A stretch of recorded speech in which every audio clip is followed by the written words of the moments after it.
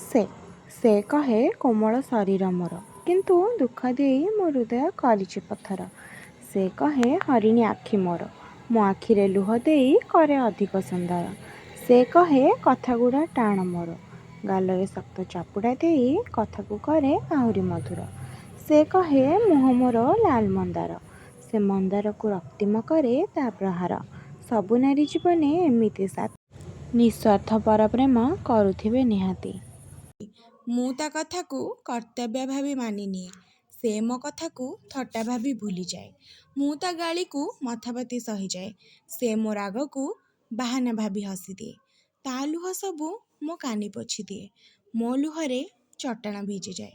ତା ଚିନ୍ତା ମୋ କାନ୍ଧ ନେଇଯାଏ, ମୋ ଚିନ୍ତା ସବୁ ତା ପାଖେ ନିଃଶବ୍ଦ ହୋଇଯାଏ।